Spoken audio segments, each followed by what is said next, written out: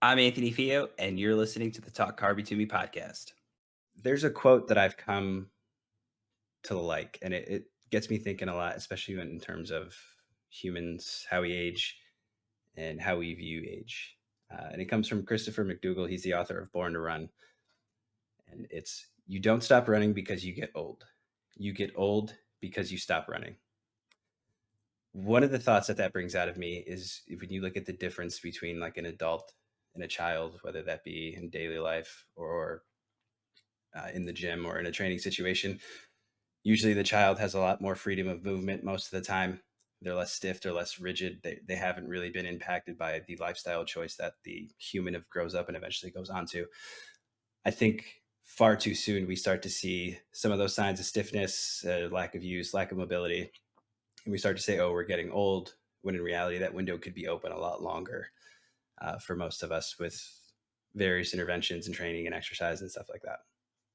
Yeah, like I'm turning 55 this year, and Really? yeah, and it may not look like it externally, but internally, certainly, there's some things you just can't change. So, example would be my eyesight and my reading vision is gone horrible in the last few years. So, I had to get progressive lenses and so I could read and see things properly. And there's just little things like your bladder, is less elastic, and so obviously you can't hold as much in your bladder, and you got to let it go a little more, and just stuff where you're like, damn, getting old sucks, right? But certainly running, for me, is a lot of work. Like I have to approach it from the point of view of, okay, I have to do these things in the right order, and I have to put more time into it, because if I don't, my body's totally unprepared, and you'll find as you get older, you just don't adapt as easily. Like you said, as kids, they can do anything, and they don't have to warm up really. And if I look at, like, I have a 2-year old dog who's a Vizsla, and it's like a hunting dog, and he doesn't warm up for anything. Like he could be lying flat, sleeping for 8 hours. We take him out as soon as he sees a squirrel. It's like 100 miles per hour. So if you're aging and you still want to run, it takes a lot of work. You can't do too much. You can't do too little. You have to hit the sweet spot all the time. And that includes all the stretching that you have to do after, and all the recovery work. And you got to eat properly and hydrate properly and sleep properly. And then you have to warm up properly. So we have one of those curved treadmills in our home. So I do tempo runs and intervals and other runs. And the first couple of steps, for the first few minutes and just looking at my heart rate, I have to put in a gradual effort, and I can just feel like every joint, I can feel like the muscles are tight, and I have to put in a good amount of effort to get a proper warm up in, where I didn't necessarily have to do that. In my 20s, you could just kind of go. I mean, it would be better if you did a proper warm up. I used to do track and field and long jump and triple jump, and you noticed if you didn't do a proper warm up what the repercussions would be. But certainly now that I'm in my 50s, I can't get anything done without a proper warm up and getting that circulation going, and making sure all the muscles and tendons and ligaments are supple. And so it is frustrating. And like you said in your quote, if I stop doing these things, I'm just going to stop altogether, and my body's going to say, like, nope, right? So you have to push. You have to push in the right amounts, and you got to tick off all the boxes. Otherwise, it's a very, very difficult proposition. For sure. One thing that I've noticed in my own running, typically what my running week will look like, mid distance running, and I like to work in a day where I hit the track and I sprint, um, going through tempo runs, acceleration runs, falling starts, stuff like that. The first like mile or first half mile to a mile, even after I warm up, is always super difficult for me on my endurance runs. I remember years prior, I could just, hey, time to go, let's go. As I've aged, I've definitely noticed that that first half mile is like extremely difficult. It's really funny because I'm especially in my circle of friends and trainers and colleagues. I generally don't spend too much time on my warm up in general. So I might do some. I might usually hit up some running mechanics. I'll do a couple stretches, not a ton of it. I'll do some air bike work, and then kind of I don't go in at a max effort for like an exercise, or I wouldn't directly go into a sprint. But I speed up. I kind of get into it a little quicker. But for me, endurance wise, when I go on like a longer distance run, I kind of tend to notice that beginning, that first half mile to mile, is literally the hardest part of the entire run, regardless of any distance going beyond that. Yeah, no, it's and I don't know if it is a biochemical thing. I don't know if it's a like hormonal. I don't know if it's just a circulatory thing. Like I try to look at my heart rate as part of that warm up, and I've messed around recently with the device called a Moxie monitor, which measures blood flow through with infrared light, and all of these things have shown essentially that my response to exercise has slowed compared to a younger person. Like I'll put it on younger people, and their blood flow levels are a lot more immediate and complete compared to mine. So there is a slowing of that response, and I don't. And usually a lot of these things when you get older are because evolution or whatever biology has shown that we can't get going quickly because it's dangerous, right? So I have lost contractile ability, I've lost elasticity, I've lost maybe blood flow, properties because you don't want to break something, right? My vertical jump used to be over 30 inches, and now I'm lucky if it's over 20 inches. And maybe that's because you know, my brain is saying like, "Hey, you're going to wreck yourself." Right when we start talking about these Achilles tendon injuries in the NFL, the older guy would be the guy getting those injuries, but it's obviously changed now. But I'm saying there's a limiter on our body. I think that happens that doesn't allow us to do these things. That doesn't allow us to run as fast, and maybe it's just a protective mechanism. So overriding that protective mechanism, or hacking it or whatever you want to call it, I think is part of that process. Now you don't want to do it haphazardly. You want to make sure you're doing all the right things in the right order. But I think that seems to be what it is. It almost seems like when I try and sprint, it seems like something is holding me back, right? Like, your best friend or somebody is saying like, no, we're not going to let you go this fast because of these reasons. So I find it very interesting. Like, do you abide by that, or do you kind of try to push into it? And I'm trying to do a bit of both. It's super funny that you say that feels like something's holding you back when you start sprinting. Yeah. The thought that I've had sometimes on a couple of my sprints is, like when you're dreaming and you're trying to run but you just can't go. Yeah. It's almost like that feeling in it that, like, there's no particular reason, and it's like, oh, like what's going on here? Like almost like a governor of sorts. Yes. Yes. Absolutely. I think that's exactly what's at play. Right. And then I don't know if you've done this where you've done a couple of sprints, and then somebody videos you and you think, I'm flying. And then you look at the sprint and you're like, no, I look like an old guy running. So there's some distorted reality happening for sure. Absolutely. I've recorded myself running. It's not a pretty sight. I remember in high school, I was on the football team, and we would do run suicides. If we gave up too many touchdowns or if we lost the game. I always thought I was one of the fastest kids on the team.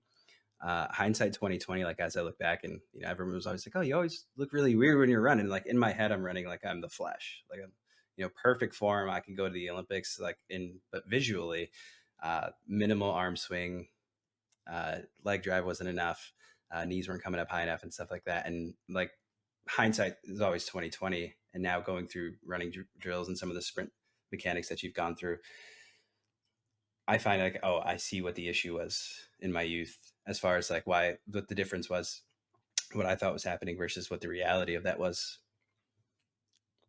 Yeah. And I mean, I trained and competed in track and field in like the 1980s and maybe the early 90s. And it wasn't as easy to get video feedback as it is now.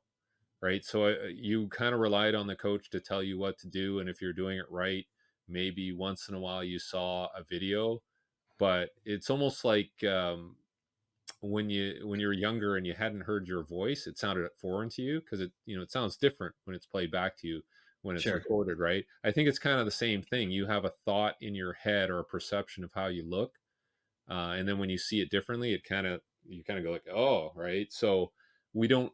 I think it's different nowadays. Everybody's always kind of the whole selfie effect. You kind of see yourself more now, and so you're used to it. So as a coach, I've tried to figure out what is the optimal amount of video feedback that you give somebody, because you don't want to give them too much. I think you want to give them some sort of ability and awareness to solve it on their own through kinesthetic awareness or whatever you want to call it, spatial awareness. Um, so it's every once in a while I'll show them a video, and then I'll give them an ample amount of reps to kind of resolve it, and then show them again. Um, so I think that's the one thing you're trying to be careful of is some sort of overexposure to the feedback, because I think they might lose their own self awareness of it, like without having that video. So I don't know. It's interesting. Oh, for sure. And I think the same goes for cueing when you're doing strength training. Simple generally seems to be the most effective, or there's kind of like this is like the go get cue. Like if we're going to do nothing else right, we're going to do this one part. Do you find that when you are coaching sprint clients where maybe there's just one specific thing that we're going to build off of and start there? And if so, what is it? Yeah, absolutely. I try to say the least amount during a session, because I do understand, and I know this was my case as an athlete, that just because somebody tells you to do something, it doesn't mean you're going to get this instantaneous correction right on the spot, right? So if somebody says lift your knees more, it may take a number of reps, or how you land, or where you put your hand, or where you're looking. Um, and you'll see this in any biomechanical effort, whether you're shooting a basketball or throwing something. It does take several reps, and it may take several sessions to resolve a technical error.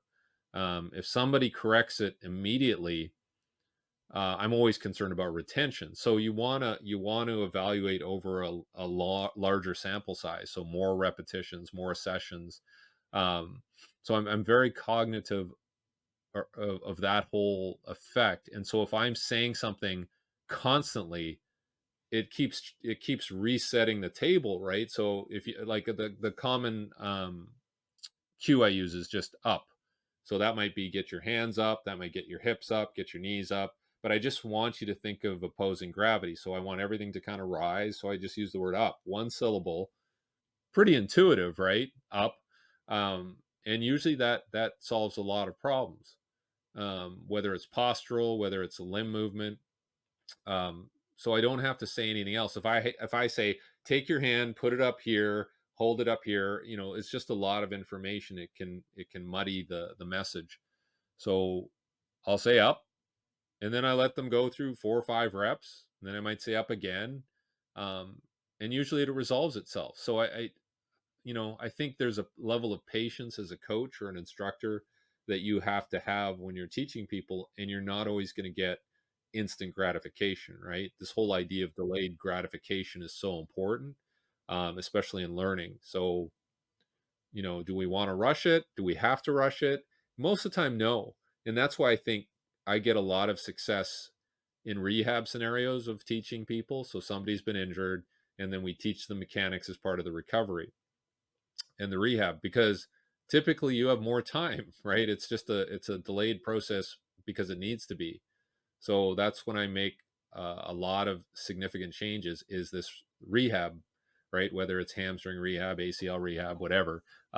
I think you can make a lot more progress, and it's more of a one-to-one. Whereas if somebody's not injured, you have 30 athletes you're coaching, it's hard to get that message across. So yeah, there's a patience that has to come with this whole learning process. So is there like when you look at a human and then say their age, 13, and they're athletic, they're into sports, is there like a window in which they can get the most out of sprint training, athleticism. And when do we see that start to kind of taper off in athletes specifically? Well, I think it really depends on their training history. So if you get somebody at 13 and they haven't really had any formal training, I think that obviously there's a huge upside. They're going to have a huge potential to improve as long as somebody hasn't, ruined them before then. And I think that's a problem too, is where you might have some parents who are a little overzealous and have been throwing a lot at the kid from ages, what, 8 to 14, 8 to 13, and they may be a little tapped out on several levels, right? Physiologically, and then things change because of a growth spurt biomechanically, but then even just psychologically, maybe the kid is burnt out and they're not as receptive to coaching later on. So I think when you get somebody at that age, you're also thinking about, okay, well, where are we going to take them from here? And this whole idea of multilateral training and multi-sport, I think, is still important. You still want to give them good information on their mechanics and how to run properly and improve their locomotion.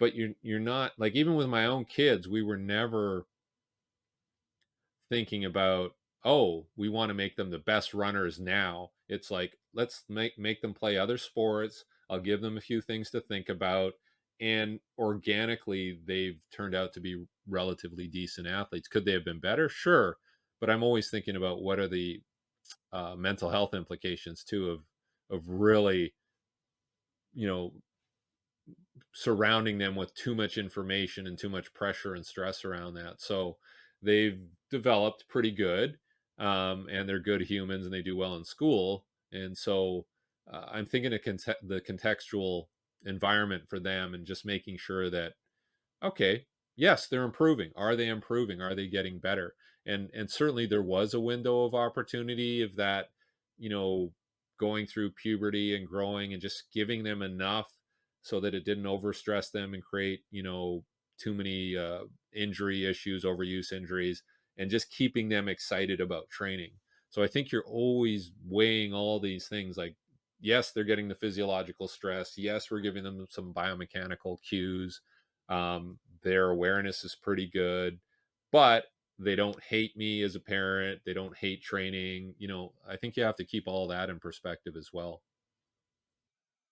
Yeah, you mentioned overuse on youth athletes.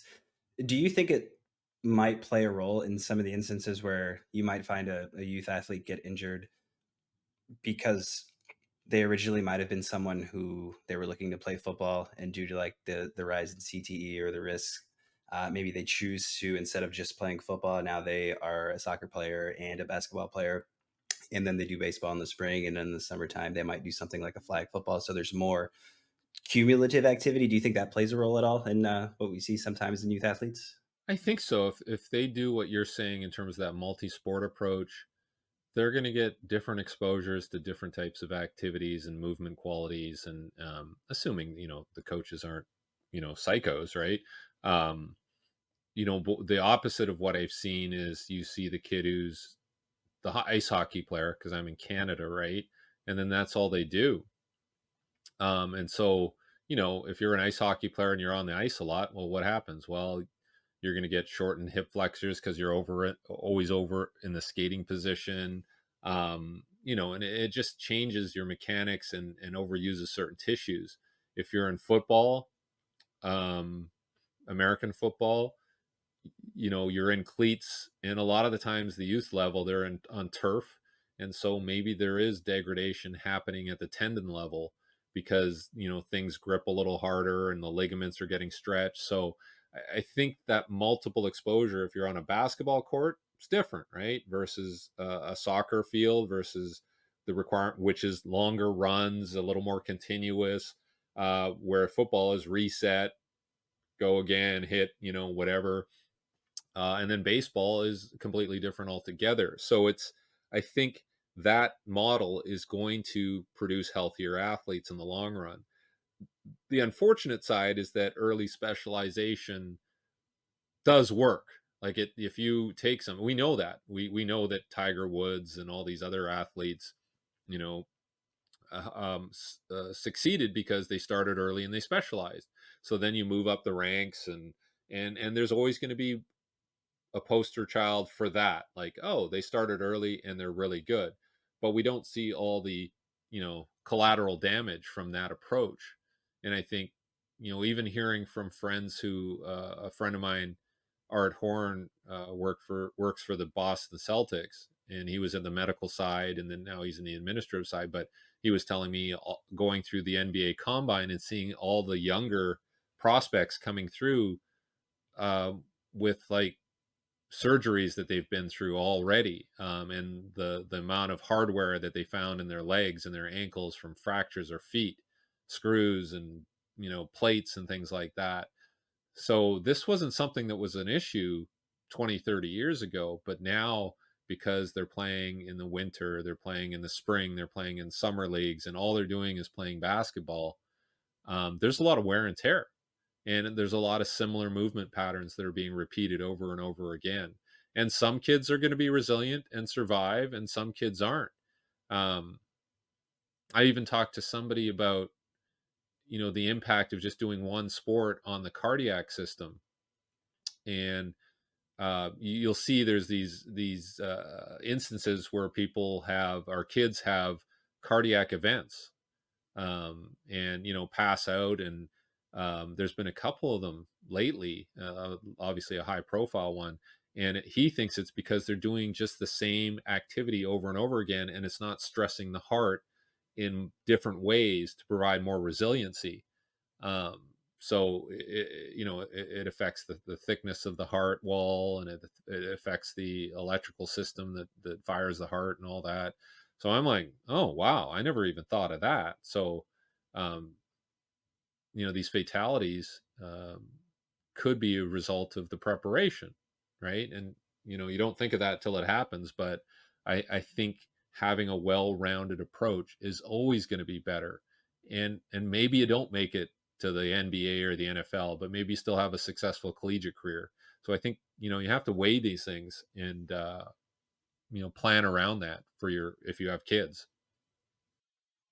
Yeah. One of the data points that I came across doing a little bit of research is that approximately there's about 200,000 ACL tears annually.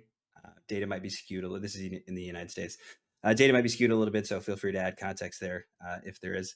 And it seems like female younger athletes seem to be more prone to them. Is there a specific reason for that? There's been a number of theories put out there, some of it related to the preparation.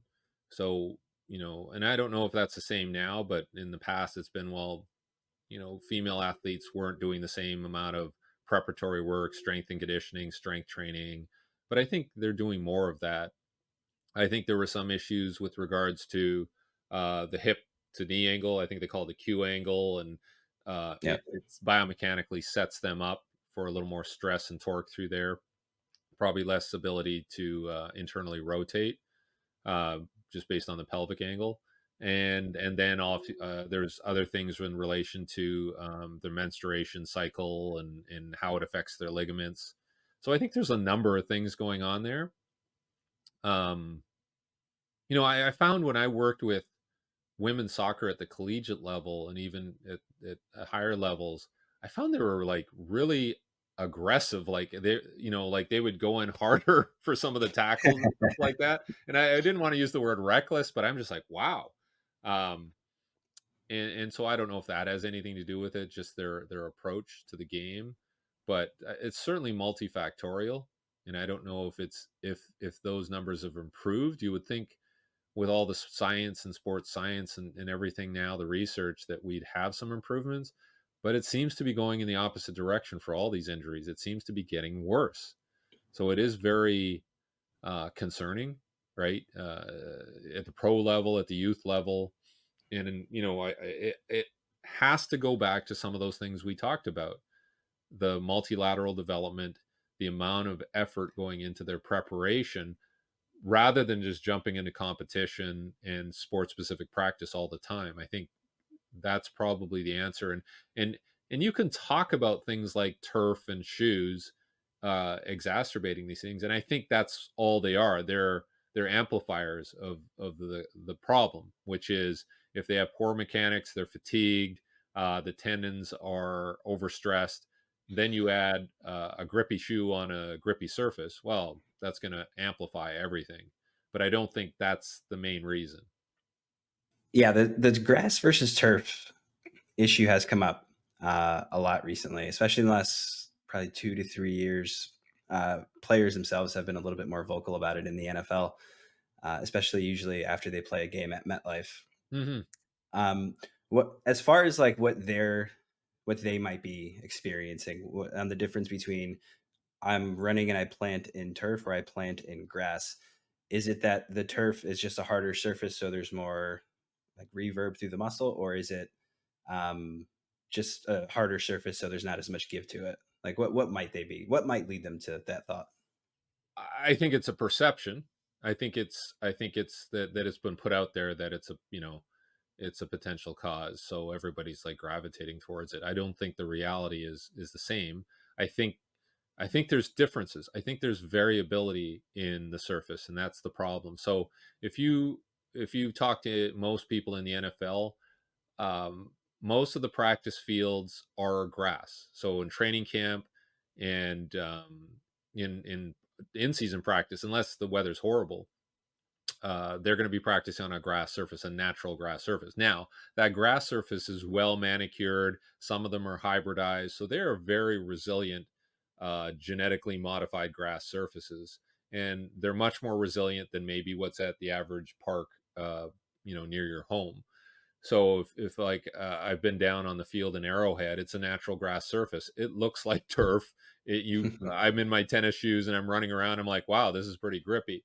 So the grass surface isn't that much different than the turf surface. Now, where things differ, and what you'll hear is the athletes don't want to practice. They don't want to practice on turf.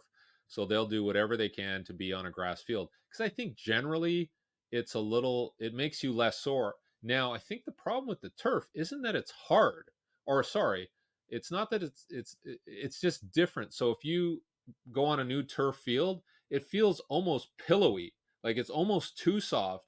But the problem is that's superficial. There's this like softness to it. And then when you get beneath that softness, it's very hard. So there's not uniformity. It's like you're kind of floating on the soft part, and then when you hit hard, you'll go right to the which is more of a gravel base, a sand and gravel base underneath, and then it's very hard. So I think what's happening is it's not the turf is hard. I think that it tricks your nervous system.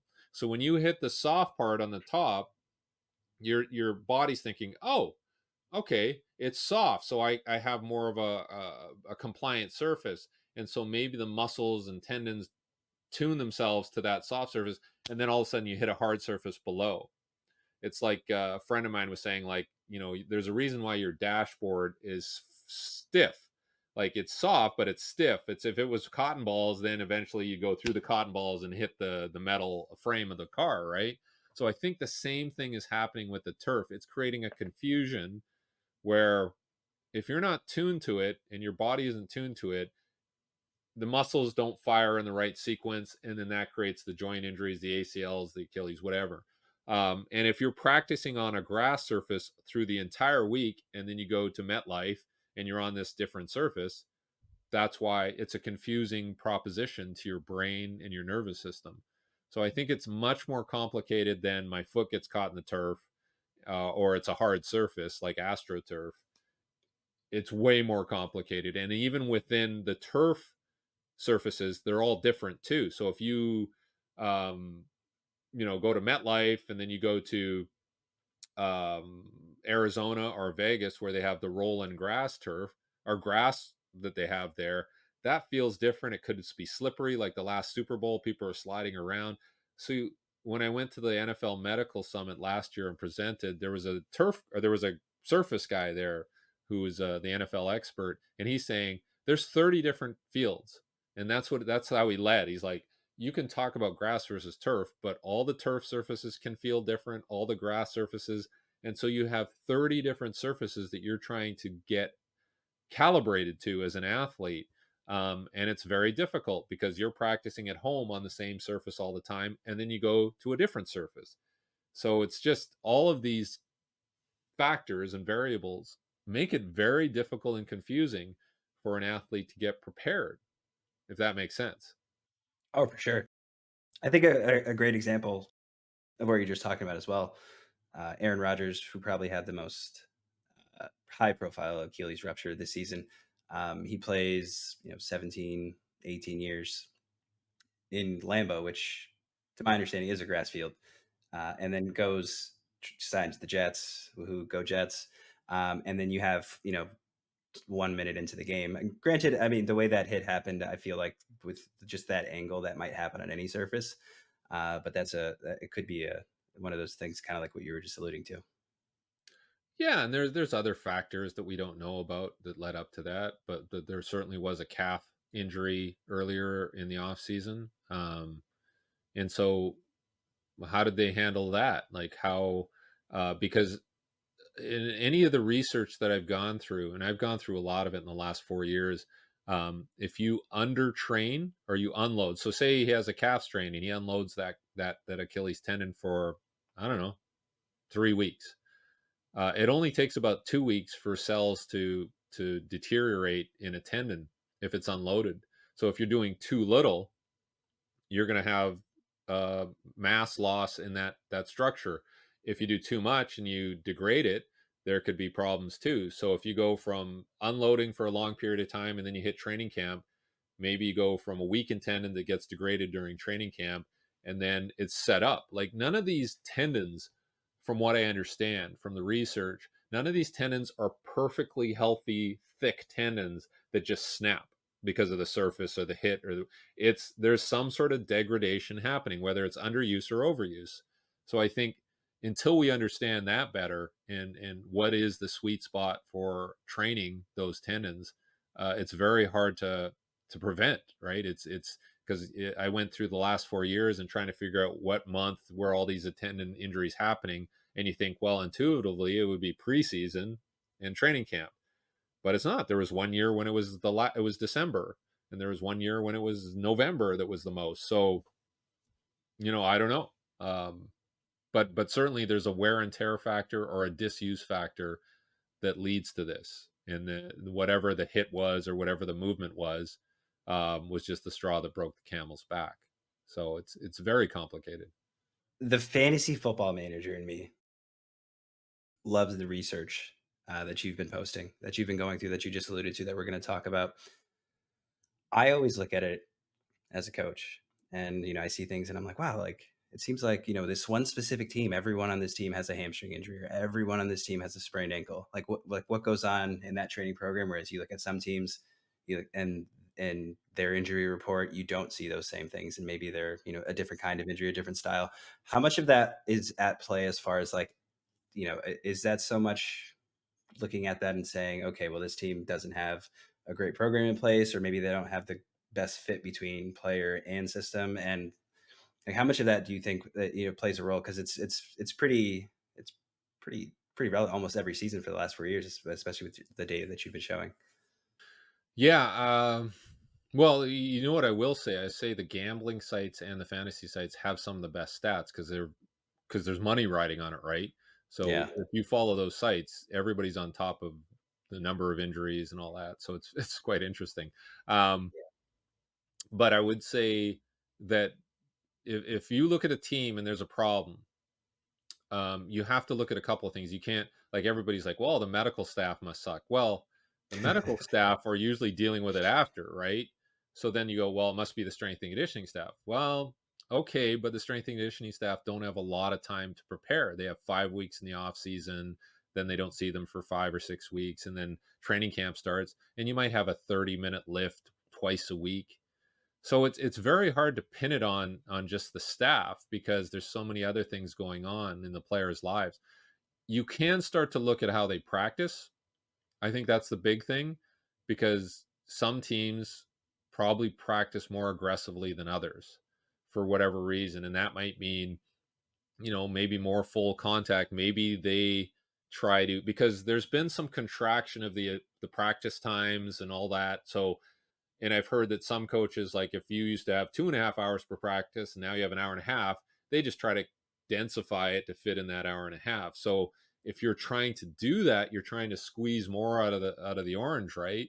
And I think that's what you have to start looking at, is what is happening in practice. And I know the NFL has mandated GPS monitoring of practice, and but even then, like, there can you get the nuances of practice? Like, they have the GPS, which measures speed and distance and all that, and then they have inertial measurements, from the devices too, so you can look at direction change.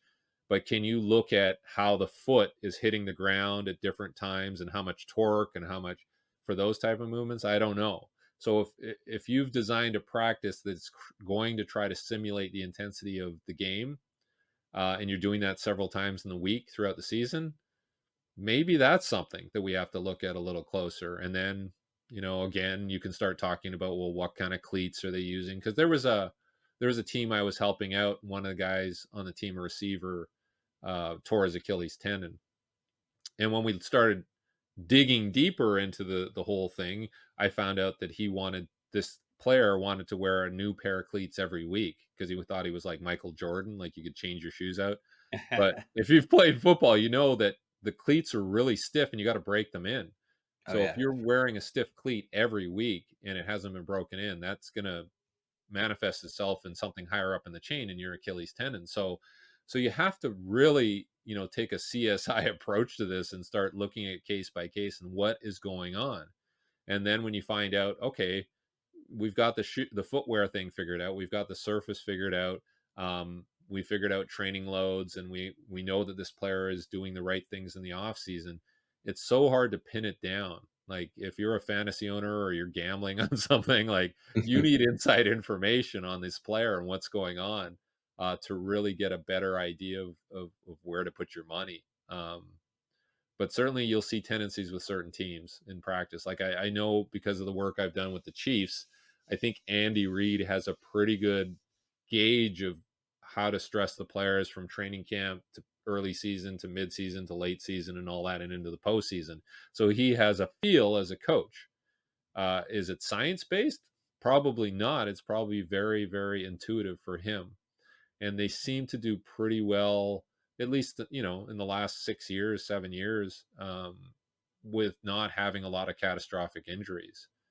And then Yeah. there's other teams I won't mention where they've had a lot of problems.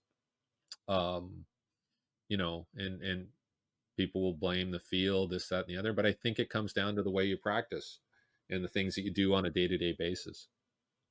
In your research over the last 4 years, like what have you found that's kind of been not so much like the wow, but maybe like the light bulb moment that's kind of led you to that there's more here and the nuances of the different seasons. I think one thing about the last 4 seasons is one of them came on the heels of a pandemic where largely most people didn't have as many distractions because there wasn't much to do. And if I'm remembering correctly, that year the data was a little different from the charts that you had versus the other ones. Was there something to that? I think people are overplaying it a bit.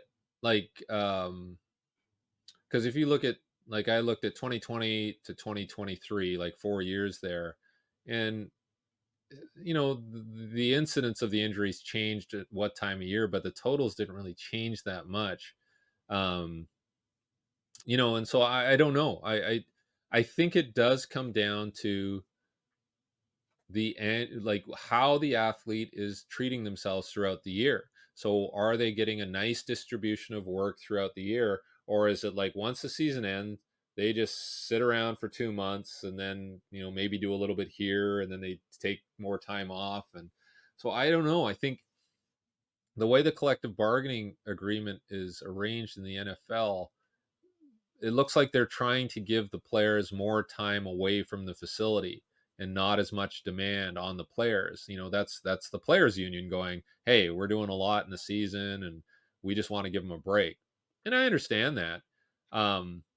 But it used to be like, if I talk to some old school strength coaches, like I know Jerry Palmieri, who worked with the Giants for quite a while when they won their two Super Bowls most recently, right?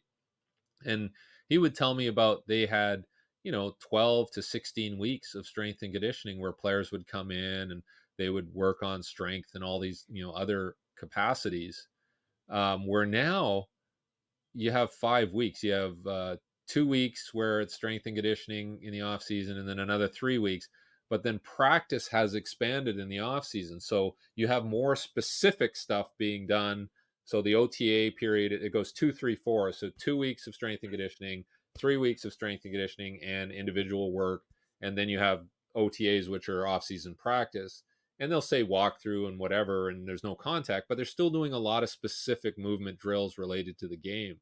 And so if you're running the same patterns and you're the defensive back doing the same back pedals all through that period, that's what's expanded. And the general preparation of strength and conditioning has shrunk.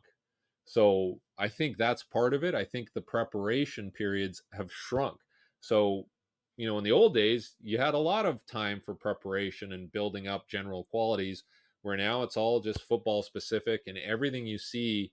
If you look at social media for people who work with pro athletes, they're not doing boring stuff. They're not doing like boring weight room stuff and run tempo runs for capacity and just general preparation stuff. You'll see like specific drills where they're getting to move with the ball, and it's just all heading that way. That specific will get you better, but it's not going to make you healthier. And I think that's the problem, is we're moving away from being generally fit. And I have a friend who works in Arizona who works with pro athletes and does all their rehab. And that's what he sees. They come in, and it's nice to be able to pinpoint what the cause is. But the big thing that he sees is they're just not generally fit. They have poor body composition. They have poor muscular endurance. They have poor, just general endurance. So cardiovascularly, they're not in great shape.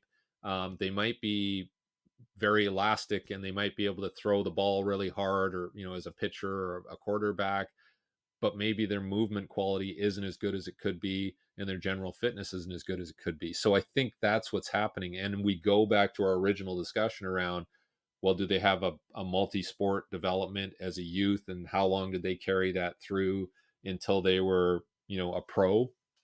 And I think college is a little better because they have longer preparatory periods and they have more time with strength and conditioning staff. um so but once they get into the pros, you're kind of left on your own a bit, and it gets more competitive and intense in terms of the competition schedule. So I think it's this big comprehensive system that has to be analyzed. It's not as simple as like it's the shoes, it's the whatever, it's or it's nutrition. But maybe that's it too. Maybe the quality of our food is degrading a bit. Over reliance on supplementation and not natural sources. But that's not my area. But I would certainly look into that as well. Yeah, it's funny that you mention nutrition, because sometimes they'll catch a player and they'll talk about their diet, and you're expecting, like, if you got a freak athlete and you're expecting to hear 4 solid meals, there's a good protein intake, we're prioritizing nutrients, whole food, stuff like that, and it's like, I eat 1 meal a day and like 4 bags of candy. Yeah.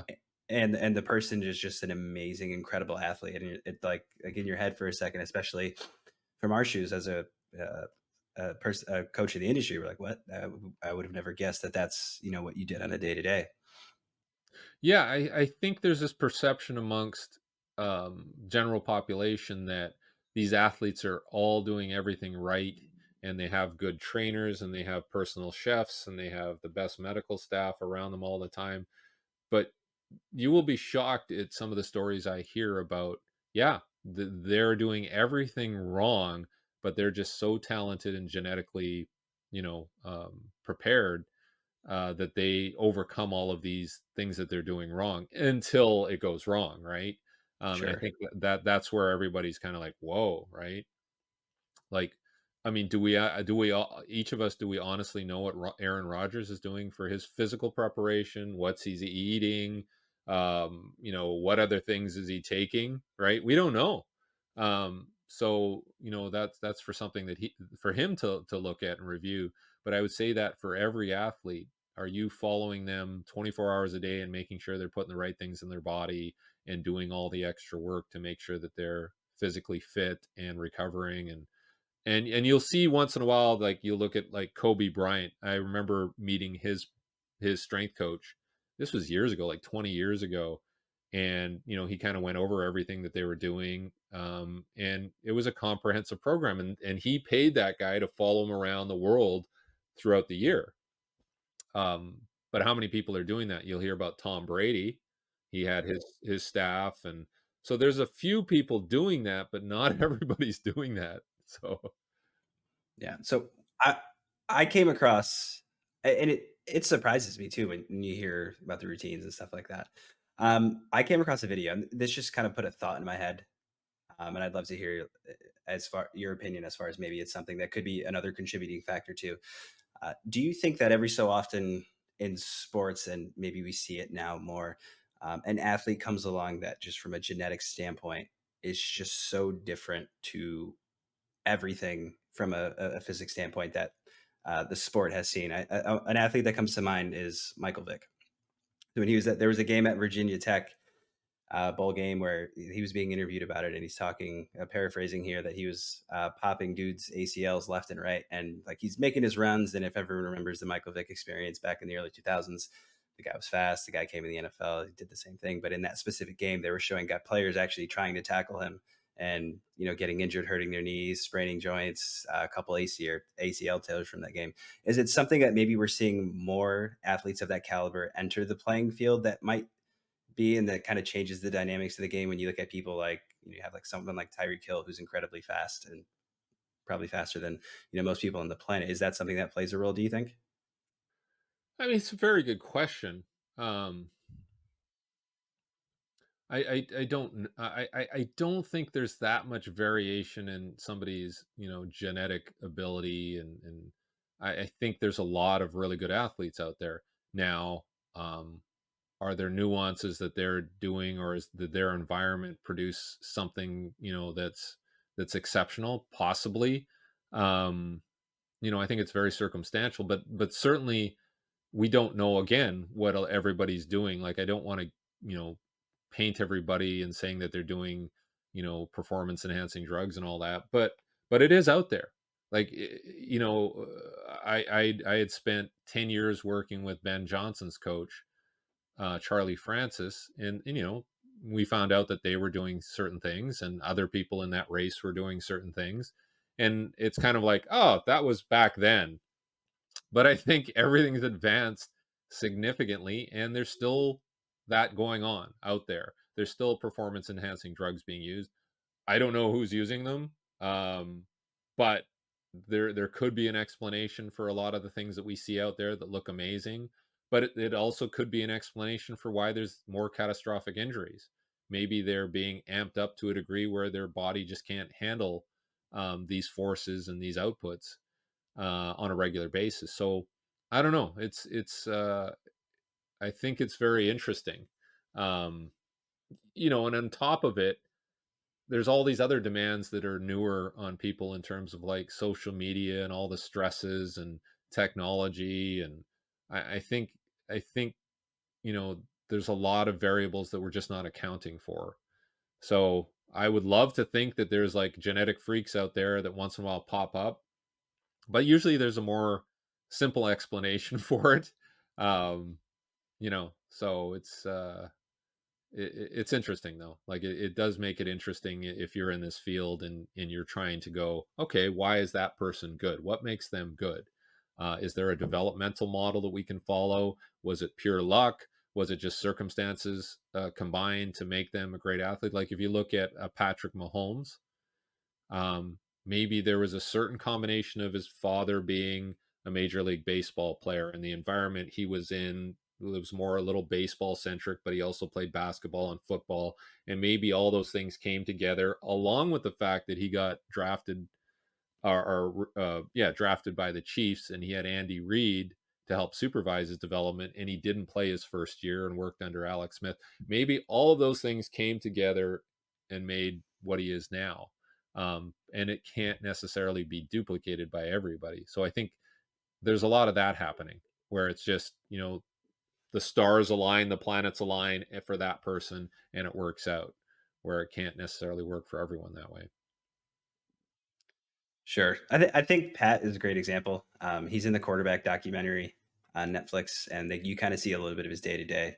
And he has his trainer, and he is strength training, and they're also doing drills, and it's not always one way or the other. And then you look at him on the field, and when he's just kind of walking around normally, he's a little awkward looking. And then when it's go time, like he just shifts into almost like obviously NFL players refer to him as a magician, but just from the eye test, he just shifts into this super athletic being that, can make all these cuts and, get into these different shapes that allow him to be successful.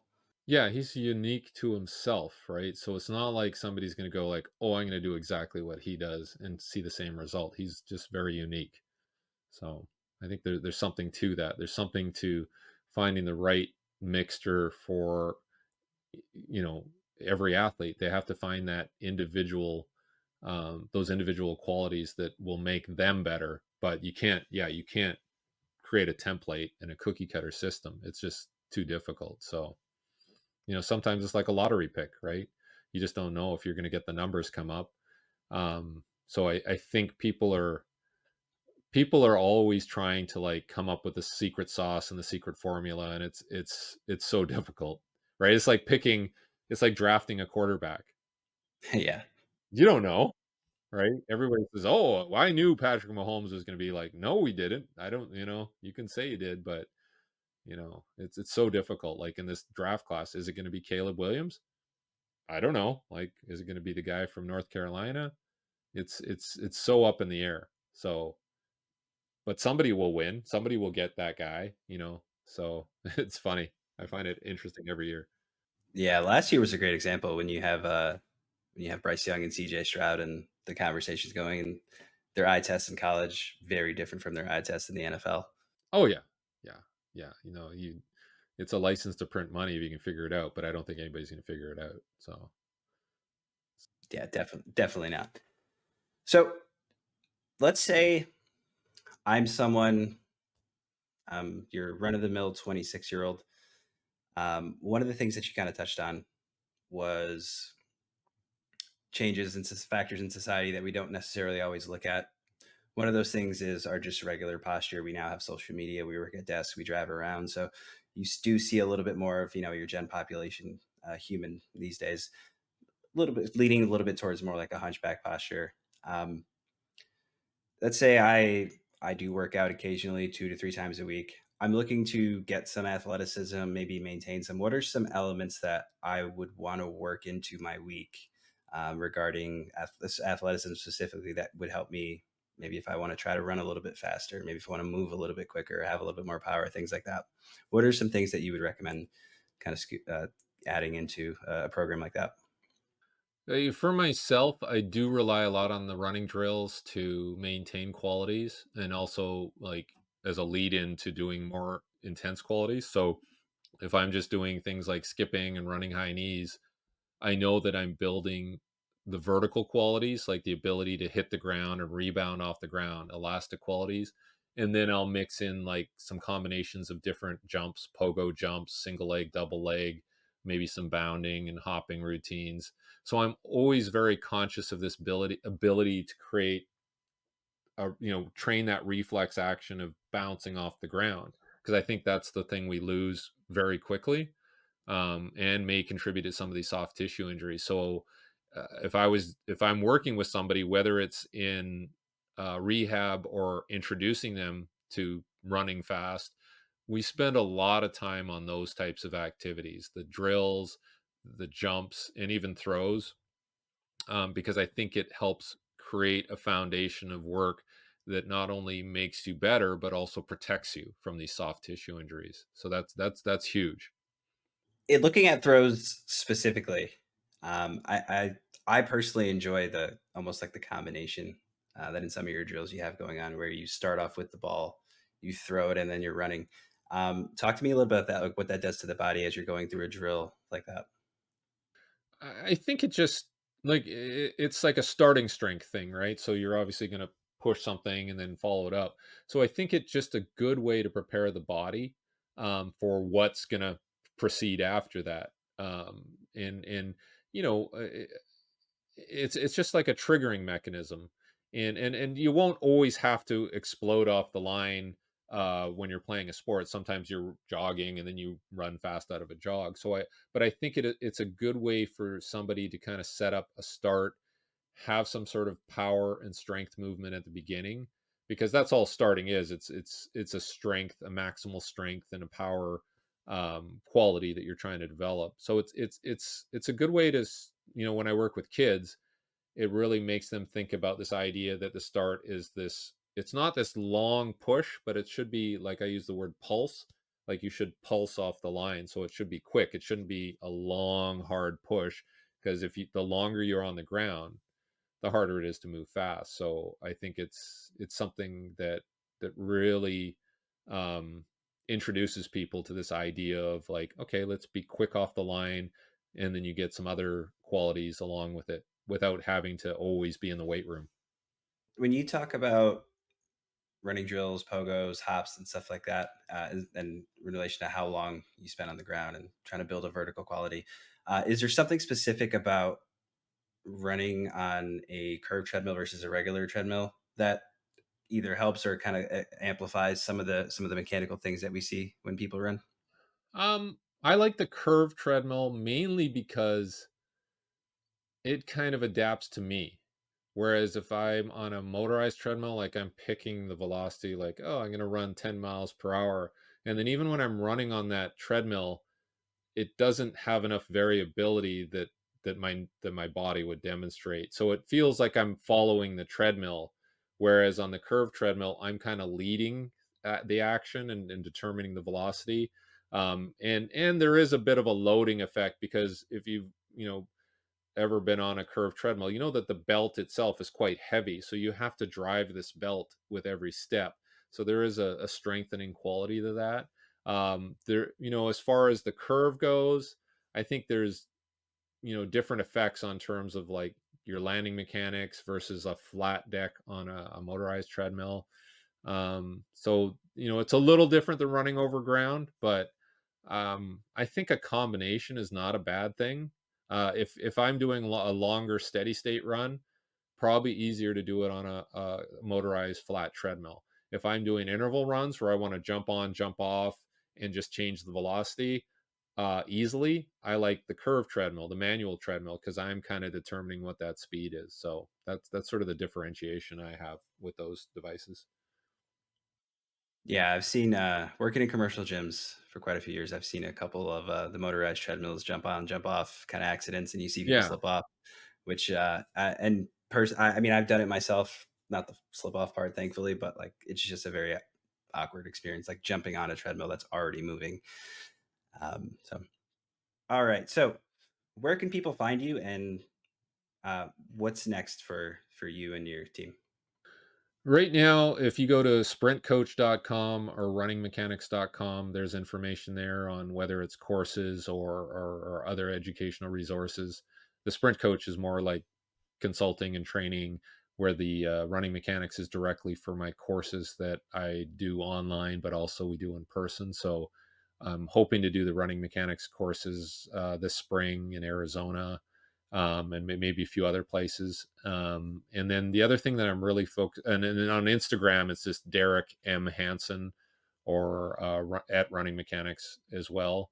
But I'm really spending a little more time right now in developing a course on electrical muscle stimulation, because that's something I've worked on for like 20 plus years, 25 years, as an adjunct to some of the rehab work that I do and some of the performance work. So I'm just going through all the research right now and just trying to solidify a knowledge base in that area, and then connect the dots between the running and the use of electrical stimulation. So that's where I'm heading. Awesome. That sounds fascinating. Like I said, he is Derek Hansen. He is an amazing sprint mechanics coach. Anything kind of coach, definitely check him out. Thank you for having me, or thank you for coming on my show. Yeah, well, Um, no, thank you for having me and asking some pretty important questions. I think we covered a lot of ground that I think needs to be talked about more and more. oh, absolutely.